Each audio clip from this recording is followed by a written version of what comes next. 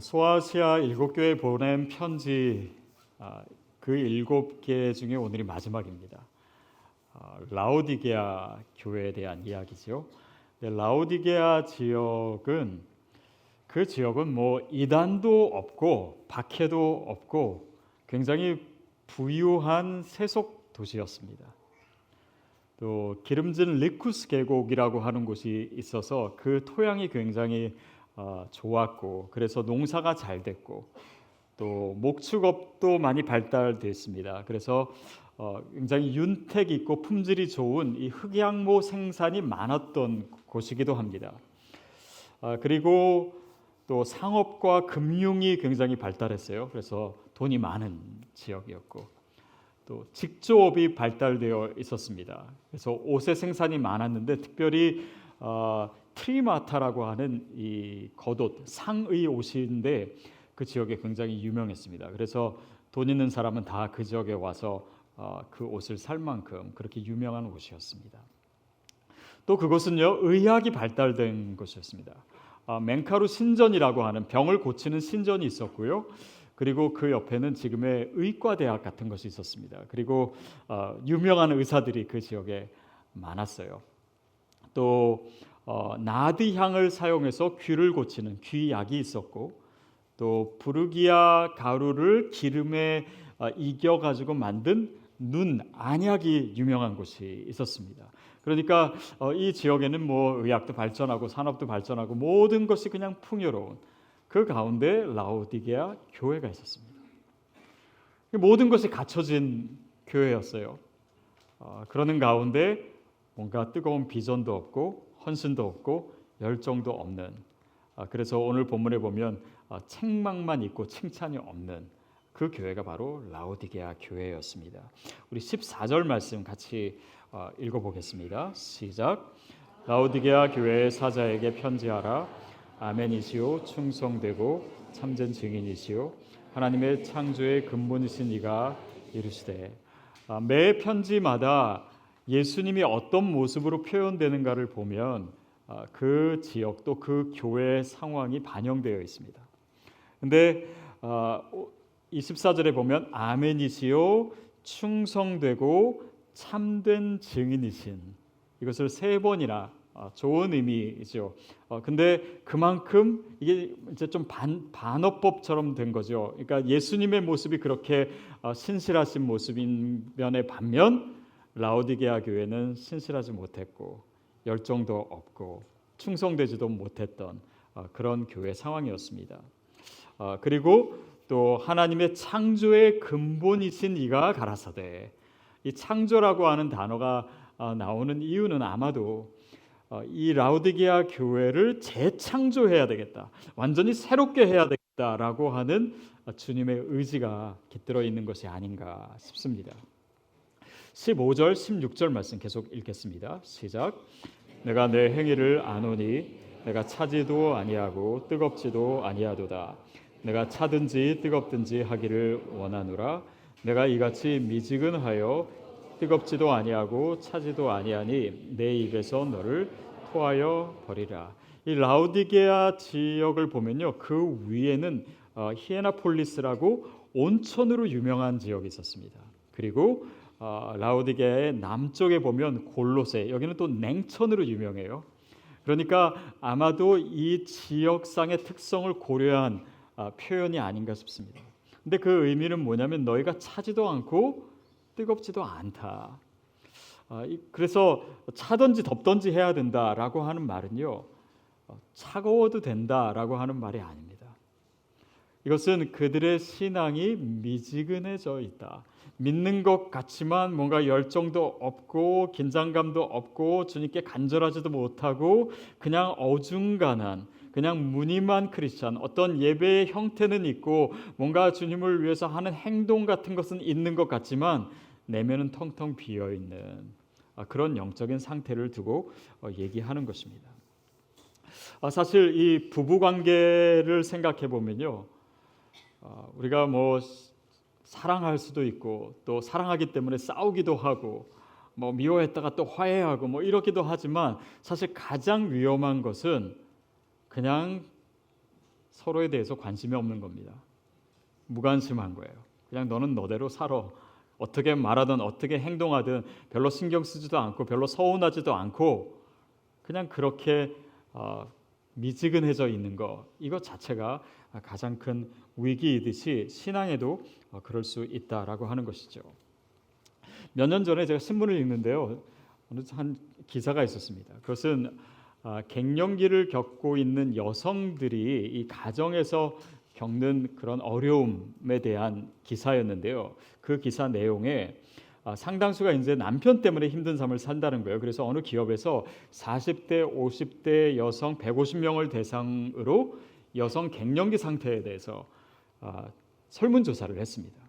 그래서 갱년기로 인해서 가족과 겪는 갈등이 뭐냐 이렇게 질문했더니 29%가 남편과의 대화 단절, 27%가 뭐 심한 부부싸움, 그래서 전체 56%가 남편 때문에 힘들다라는 거예요. 반면에 이제 아이 때문에 힘든 건 한 9% 정도 있었습니다. 근데 갱년기 극복을 위해서 남편에게 바라는 것이 뭐냐? 그랬더니 43%가 따뜻한 말 등 평상시 배려가 필요하다. 또 19%는 여행 등 함께하는 시간이 필요하다. 또 17%는 건강식품 등 몸에 좋은 음식이 필요하다. 근데 15%가 뭔지 아십니까? 그냥 조용히 있었으면 한다. 남편이 그냥 조용히 귀찮게 하지 말고 뭐 따뜻한 대화도 필요 없고 여행 가면 더 힘들고 뭐 그냥 제발 귀찮게만 하지 마라. 가만히 있어달라 라고 하는 것이 여성들의 바람이었어요. 근데 자칫하면요, 우리의 신앙도 그럴 수가 있습니다. 왜냐하면 믿음이라고 하는 것은 하나님과의 사랑의 관계 아닙니까? 그래서 그 안에서 정말 주님과의 친밀한 교제를 누리고 주님이 사랑하시는 것을 내가 느낀 만큼 또 나도 주님을 사랑하고 그런 열정과 그런 이 헌신이 있어야 되는데, 그냥 내가 믿기는 한 것 같은데 내가 정말 하나님을 사랑하는지는 모르겠어 라고 생각하는 크리스찬들이 의외로 많습니다. 이것 자체가 큰 위기라고 하는 것이에요. 그러면서도 신앙의 위기감을 느끼지 못합니다. 정말 주님을 사랑하지 않고 또 그러나 심지어는 주님을 사랑한다라고 찬양도 하고 고백을 하면서 마음에 불편함이 하나도 없어요. 그냥 어느 순간 이게 신앙생활이려니 하고 살아가는 크리스천들입니다. 더 이상 하나님이 내 삶에 있어서 중요한 존재가 아닌 거예요.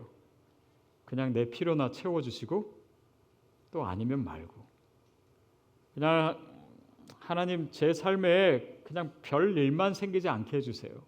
내 인생에 돌발 상황만 생기지 않게 해주세요. 그냥 조용히 살게 좀 놔둬주세요. 그리고 그것이 신앙인 것처럼 생각하는 사람들이 있습니다. 그게 라오디게아 교회의 영적인 상태였어요. 저는 저와 여러분이 그 믿음의 상태에 있게 되지 않기를 바랍니다. 가끔 이렇게 말이 헛나올 때도 예,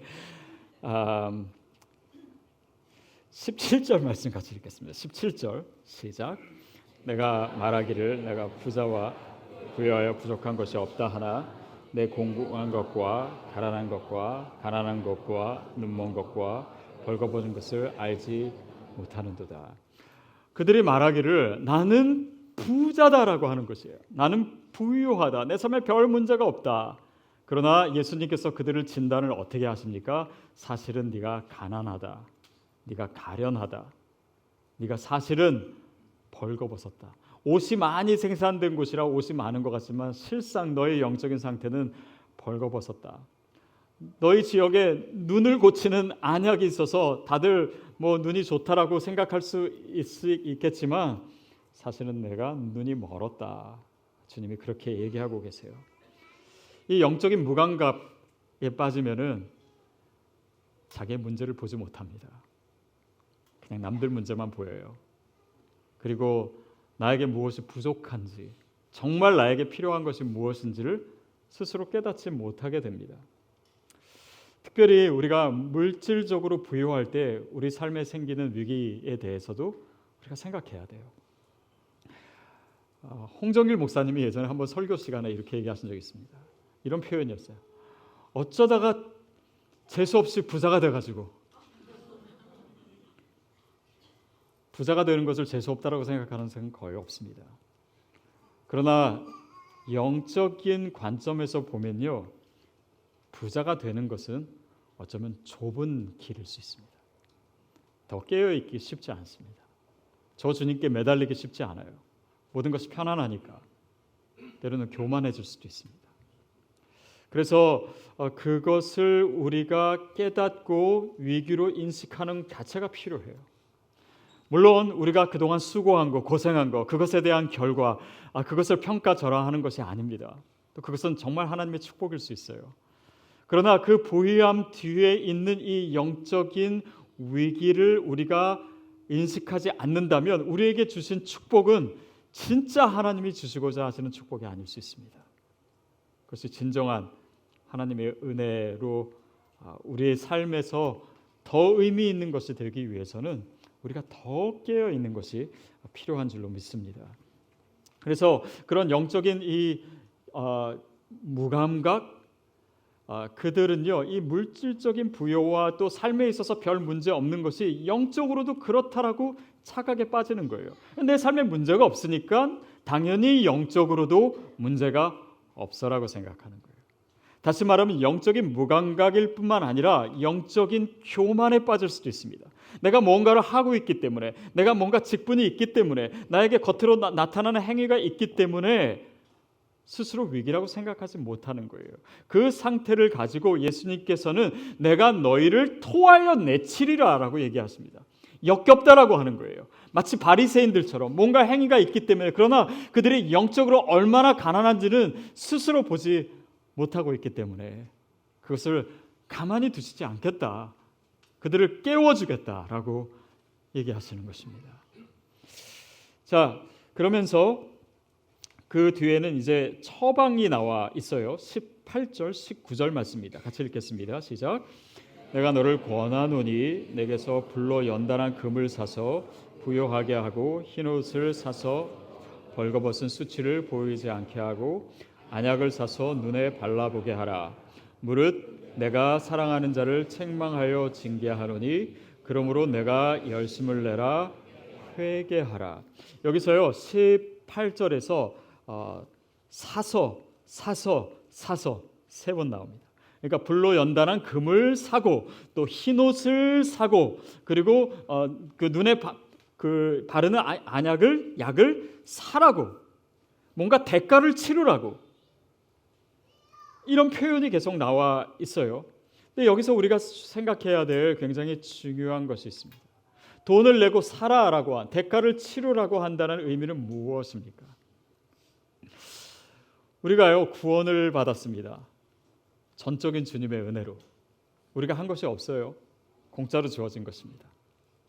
근데 값없이 얻은 이 구원이 있기 때문에 어떤 분은 착각해요. 내가 이제 구원을 받았는데 주님을 닮아가고 주님을 따라가는, 정말 주 그리스도의 제자가 되는 것도 아무것도 할 것이 없다.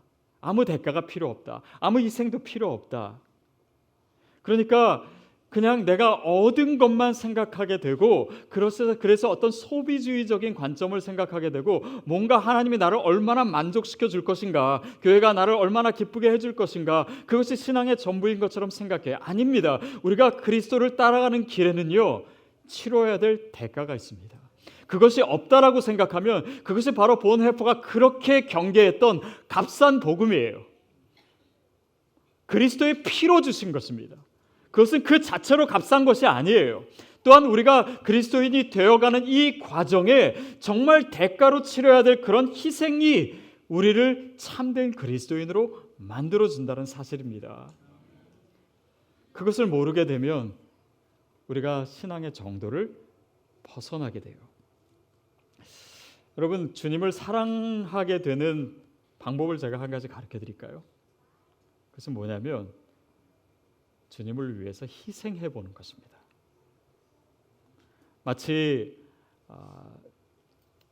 아기를 가진 엄마가 그 아이 때문에 입덧도 하고 생활도 불편해지고 아이를 보지는 못했지만 그리고 출산의 고통을 감수하고 그러는 가운데 이 아이를 위한 헌신의 사랑이 훨씬 더 커지는 거예요. 마치 그것처럼 우리가 주님을 사랑하기 때문에 희생도 하지만요, 우리가 주님을 위해서 손해보는 것이 있고 우리가 주님을 위해서 헌신하는 것이 있고 우리가 주님을 위해서 수고하는 만큼 주님을 오히려 더 사랑하게 됩니다. 이것이 믿음의 비밀이에요. 그래서 교회를 더 사랑하는 것도 마찬가지입니다. 교회를 위해서 더 헌신하고 수고하는 만큼 더 사랑하게 돼요. 또 이 예배를 가장 소중히 여기는 분들이요, 가까운 데서 오시는 분도 물론 그러시지만 먼 데서 오신 분들이 교회를 더 사랑하는 경우들이 많습니다. 그만큼 이 희생 자체가, 치르는 대가 자체가 우리로 하여금 더 사랑할 수 있는 능력을 키워준다라고 하는 의미입니다. 그러는 가운데 우리가 영적으로 벌거벗지 않을 수 있다는 거예요. 그러는 가운데 우리가 영적으로 눈멀지 않을 수 있다라고 하는 것입니다. 그러면서 주님께서 뭐라고 얘기하시냐면 내 사랑하는 자를 책망하여 징계하노니. 책망하시고 또 징계하시고 지금 막 칭찬 안 하시고 막 뭐라고 그러시잖아요. 근데 그것이 바로 누구를 향한 것이냐면 사랑하는 자를 위한 것이다. 라오디게아 교회가 지금 영적으로 무너져 있지만 하나님은 여전히 그들을 사랑하고 계세요. 그리고 그 사랑의 마음에서 그들을 책망하시고 징계하시고 계시는 것입니다. 우리가 그 마음을 알 필요가 있어요. 제가 재작년에 이제 하와이에 있으면서 우리 아이들도 이제 학교를 그만두고 이제 같이 있었습니다. 그때 이제 첫째 아이, 둘째 아이는 이제 온라인으로 수업을 했기 때문에 나름 굉장히 바쁜 시간을 보냈고 막내 아이는 그렇지 않으니까는 그냥 마음껏 놀았습니다. 그래, 네가 하고 싶은 대로 놀아라 이렇게 했어요. 그랬더니 그냥 거기서도 이제 학교가 있거든요. 그 학교를 갔다 와서 그냥 밖에 나가면은 밤 늦게 들어오는 거예요. 애들이랑 논이라고 뭐 옆집 애들 뭐 동네 애들 다 해가지고 놀고 거기에는 이제 뭐 다른 여자애들도 있고 남자애들도 있고 또 사춘기 오빠들도 있고 막 이렇게 해가지고 밤만 막 10시 11시 이렇게 들어오는 거예요. 뭐 그것까지 괜찮다. 근데 한 번은 슬립오버를 하겠다는 거예요.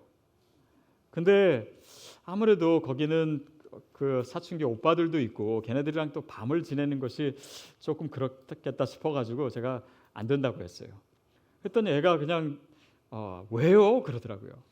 그래서 남녀 7세 부동석이다 라고 제가 얘기를 하려고 했지만 이 말을 알아들을 리도 없고 그래가지고 하여튼 그냥 여러 가지 이유로 안 된다라고 했어요.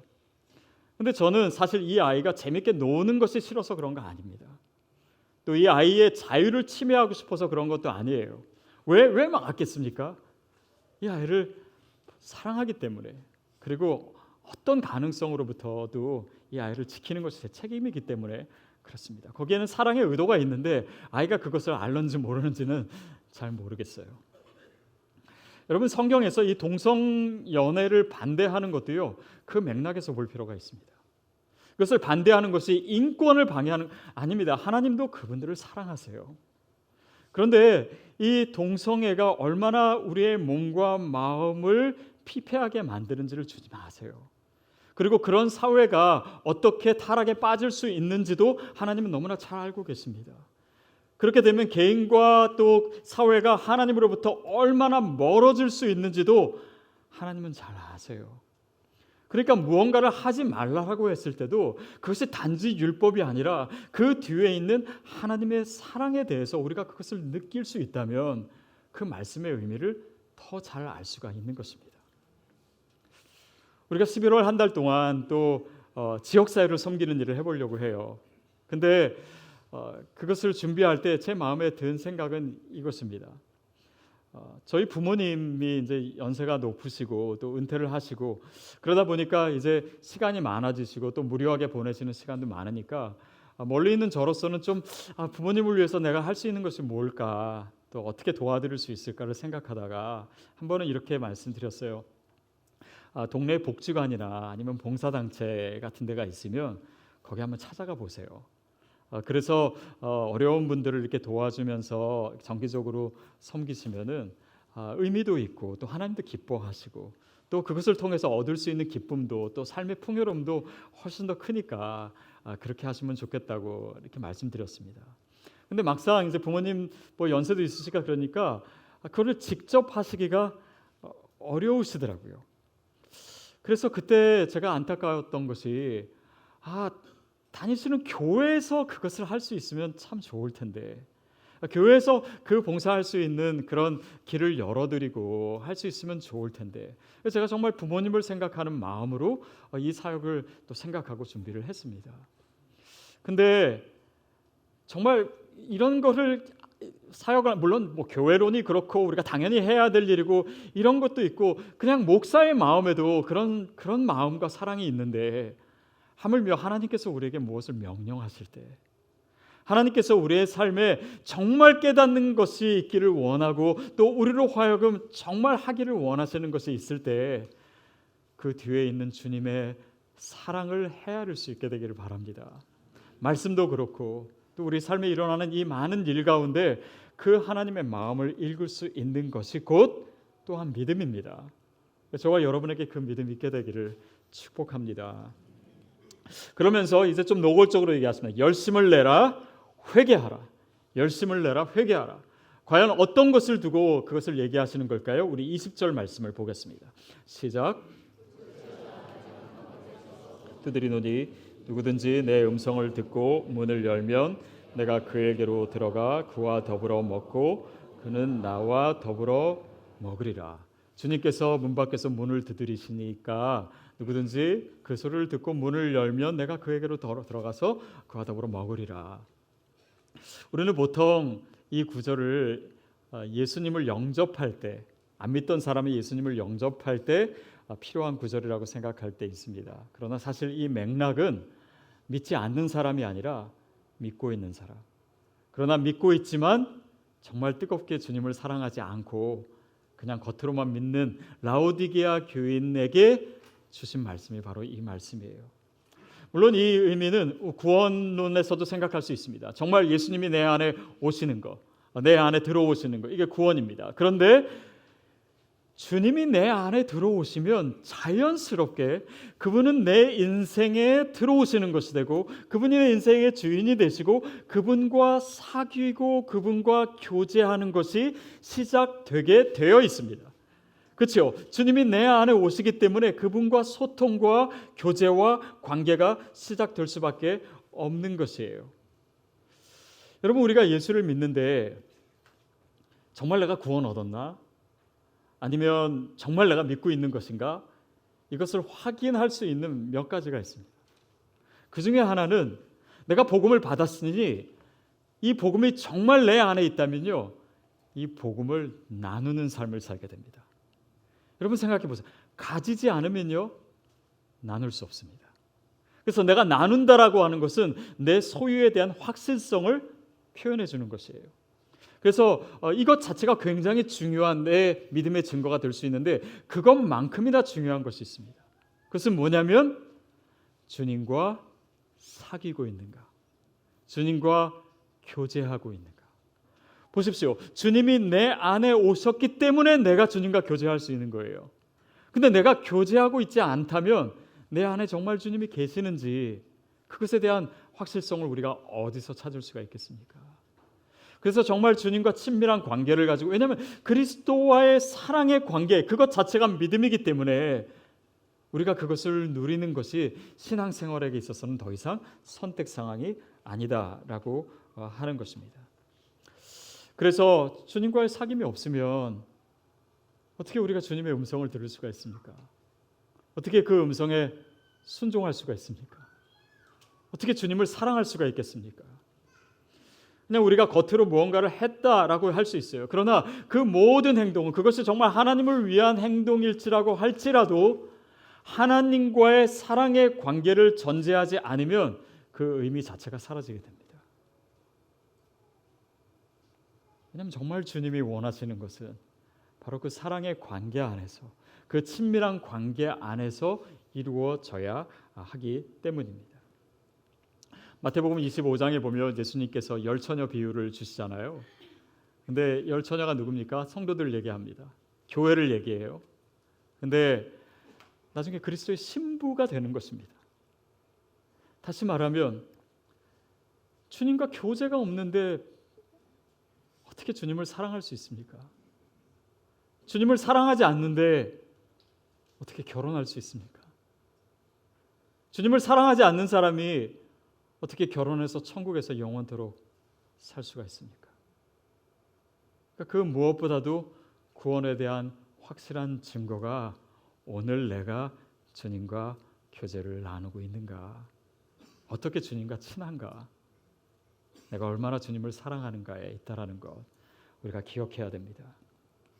그러면서 내가 너와 더불어 먹으리라. 내가 그에게로 들어가 그는 나로 더불어 먹고 나는 그와 더불어 먹으리라.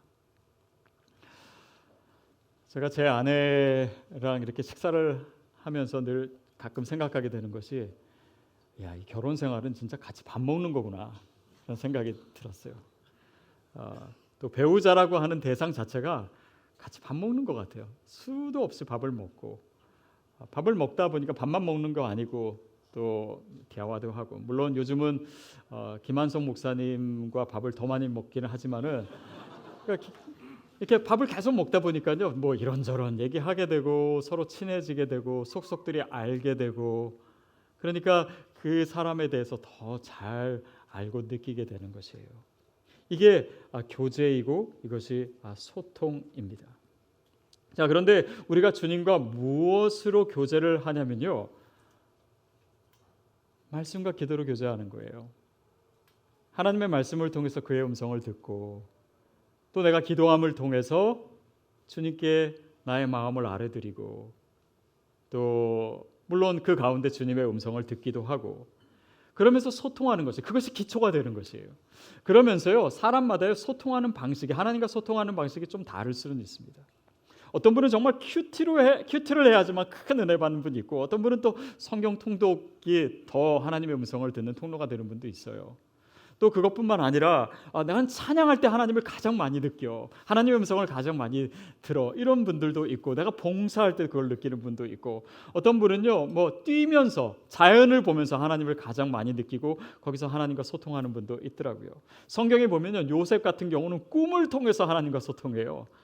또 뭐 나아만 장군은 뭐 여종을 통해서, 사람을 통해서 하나님의 음성을 들었잖아요. 다윗은 찬양을 통해서 하나님과 소통하고, 뭐 발람이라고 하는 사람은 나귀를 통해서 하나님의 음성을 듣기도 합니다. 그러니까 누구에게나 하나님과의 소통의 채널은 있어요.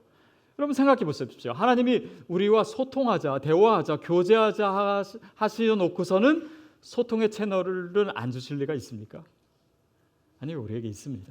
그것을 잘 발견하고 주님과 늘 교제하는 것, 그것 자체가 신앙생활입니다. 자, 그런데 그러는 가운데 우리가 하나님을 알게 돼요. 하나님의 마음을 느끼게 됩니다.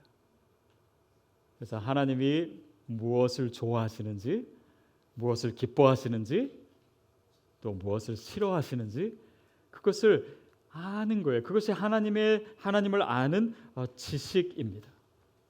어떤 분이 이렇게 얘기하는 거 제가 들어본 적이 있어요. 관계를 오래 지속하는 법이 있다. 그게 뭐냐? 그거는 부탁을 하지 않는 것이다. 잘 지내다가도요, 뭐 부탁하면 안 들어주면 삐지고, 그래서 관계가 어려워지는 경우 굉장히 많이 있습니다. 근데 여러분 한번 생각해 보십시오. 우리가 주님과 교제한다고 하면서요, 주님을 믿는다고 하면서 어떤 분은요, 부탁만 합니다. 다른 대화는 없어요. 그것이 신앙생활의 전부라고 생각해요. 때때로는 하나님의 뜻이 우리 뜻과 다르고, 또 그 시기도 다르니까, 그러니까 남는 건 삐질 일밖에 없는 거예요. 그래서 하나님이 내 뜻대로 안 해주신다고, 하나님 안 계신 것 같다, 하나님 나 사랑하시지 않는 것 같다고. 기도 생활도 내가 그냥 필요한 게 있으면 기도가 길어지고, 별로 없으면 기도가 짧고, 나는 5분 기도하면 다 끝나. 왜? 필요만 아뢰기 때문에. 그러나 주님은요, 필요 없는 얘기도 듣기를 원하세요. 그냥 내 마음에 있는 얘기, 생각에 스쳐가는 얘기까지 하나님은 듣기를 원하세요. 그냥 그게 교제예요. 그게 가족이에요. 그게 친밀한 관계예요. 꼭 중요한 얘기만 한다면 그거 가족 아니에요. 그러나 불필요한 얘기, 일상의 얘기, 그냥 먹는 얘기, 주님은 그런 교제를 원하십니다. 그게 친밀함의 증거이기 때문이에요. 그래서 여러분, 우리가 정말 주님을 믿고 우리가 교제한다면요, 우리의 생각이 바뀌어야 됩니다. 어떻게 하면 주님을 기쁘게 할 수 있을까? 내가 뭘 하면 주님이 더 기뻐하실까? 어떻게 하면 주님을 더 기쁘게 만들 수 있을까? 여러분, 이것이 저와 여러분의 고민이 되기를 바랍니다. 그냥 주님으로부터 뭘 얻어낼까? 그것이 우리의 관심이 아니라 주님을 더 행복하게 만들. 왜냐하면 그게 사랑이에요. 누군가를 사랑하면요, 그걸 고민할 수밖에 없습니다. 그게 교제예요. 그게 주님과 동행하는 삶입니다. 그것이 사귐이에요. 저와 여러분에게 그 사귐이 있게 되기를 바랍니다. 반드시 그런 믿음 생활을 하시기를.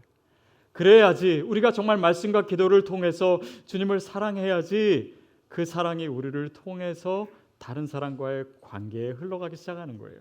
그래서 말씀과 기도가 있어야 사랑의 공동체가 있고, 우리 안에 사랑의 공동체가 돼야 밖에 있는 영혼들을 사랑할 수 있고, 디아스포라 선교, 우리가 열방까지 그 사랑을 전할 수 있기 때문입니다. 21절, 22절 말씀 같이 읽겠습니다. 시작. 보좌에 함께 앉으기를 내가 이기고 아버지 보좌에 함께 앉은 것과 같이 하리라. 귀에 있는 자는 성령이 교회들에게 말씀을 들을지어다. 이 구절을 우리가 자세히 볼 필요가 있습니다. 이기는 그에게는, 그렇게 깨어있는 자, 정말 하나님과의 사귐이 회복되는 그런 자들에게는 내가 내 보좌에 함께 앉게 해주겠다. 예수님께서 너희 자리를 따로 마련해 주겠다가 아니라 내 보좌에 앉게 하겠다. 이것이 무엇과 같냐면 내가 이기고 내가 아버지 보좌에 함께 앉은 것처럼, 그러니까 하나님 아버지와 예수 그리스도가 그렇게 연합된 것처럼 너희에게 줄 상급조차 바로 너희가 내 보좌에 앉는 것. 이거는 단지 공간의 문제가 아닙니다. 그만큼 우리와 그리스도가 가깝다는 거예요. 그만큼 친밀하다는 것입니다. 우리의 승리가 곧 그분의 승리가 되고, 그분의 승리가 곧 우리가 되고, 그분의 보좌가 곧 우리의 보좌가 되는 그런 연합된 상태를 얘기하는 거예요. 그것 자체가 상급이에요. 거기에 놀라운 비밀이 있습니다. 거기에 놀라운 축복들이 있어요. 우리 삶에 구체적으로 하나님께서 정말 그리스도와 연합되고 그리스도와 교제하는 자에게, 우리가 정말 하나님을 기쁘시게 하는 자에게 하나님이 얼마나 우리의 삶에 은혜와 축복을 주실지는 헤아릴 수 없습니다. 들을 귀 있는 자만 들을 수 있어요. 우리의 믿음 생활에 숨겨진 신비입니다. 그래서 그리스도와 연합되고 그리스도와 사귀고 그리스도와 교제하는 여러분 되시기를 바랍니다. 우리의 행동이 그것을 가리지 않도록, 우리 스스로 속지 않도록, 그래서 차지도 않고 덥지도 않은 그런 미지근한 그냥 무늬만 있는 신앙이 아니라 정말 주님을 뜨겁게 사랑하고 주님과 늘 사귈 수 있게 되기를 바랍니다. 라오디게아 교회에 필요했던 것은 바로 이 사귐이었습니다. 오늘 우리에게 필요한 것도 바로 이 사귐입니다. 우리는 이렇게 얘기할 수 있어요. 하나님, 저에게는 돈이 필요해요. 하나님, 저에게 필요한 거는 건강이에요. 하나님, 저에게 필요한 거는 큰 집이에요. 하나님, 저에게 필요한 거는 우리 자녀 잘 되는 거예요. 그러나 주님은 이렇게 얘기합니다. 아니다. 너에게 정말 필요한 것은 나와의 사귐이야. 어쩌면 거기서 막혀있기 때문에 다른 것도 막혀있는지 모르겠습니다. 오늘 주님과의 그 친밀한 사귐을 회복하시는 우리 신앙의 아름다운 계기가 있게 되기를 축복합니다.